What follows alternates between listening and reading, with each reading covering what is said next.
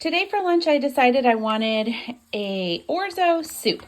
So what I did was I heated up some extra virgin olive oil, and then I put in some diced shallots, peppers, and garlic.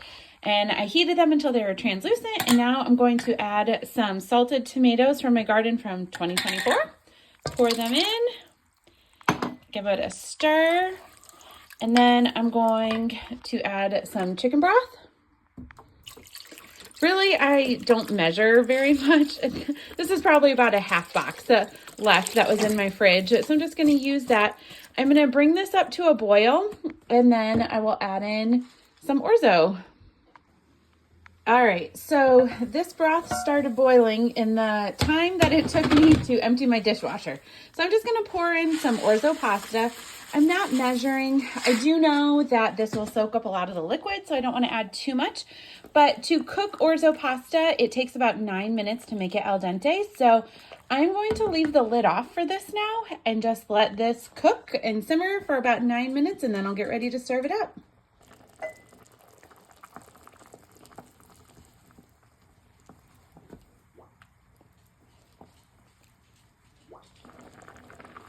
I just wanted to show you what the soup will look like once the orzo is near completion of cooking. So as you can see, when I stir it, the orzo is definitely more towards the top. It's starting to float more. Where before, when I first poured it in, and even after that first stir, the orzo hadn't soaked up any of the liquid yet, and it was still very dry and dense, and it went to the bottom of the pot. So now this is when you can tell when it's almost ready. Also, if you scoop it up, you can start to see that it becomes a little more translucent rather than being so yellowy or solid looking. I'm going to go ahead and turn off the heat and dish it up.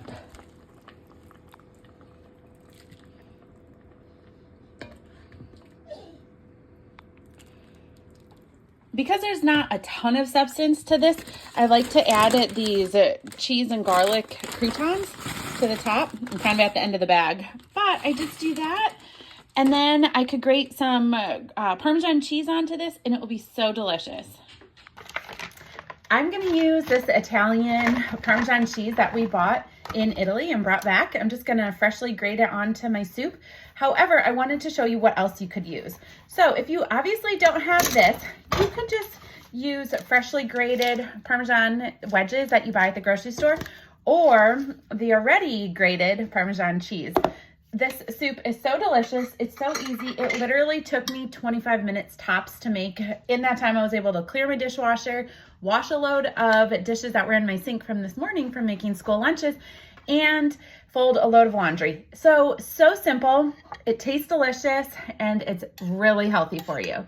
I could eat this every day, and I'm actually being serious about that. If you head on over to the blog, Gathered in the Kitchen, you will see recipes just like this from way back when I started. That's actually why I decided to make this today, because I was working on a blog post about my upcoming 15-year anniversary with Gathered in the Kitchen, and I have lots of recipes that are basically vegetable soup. So enjoy. Have a great day.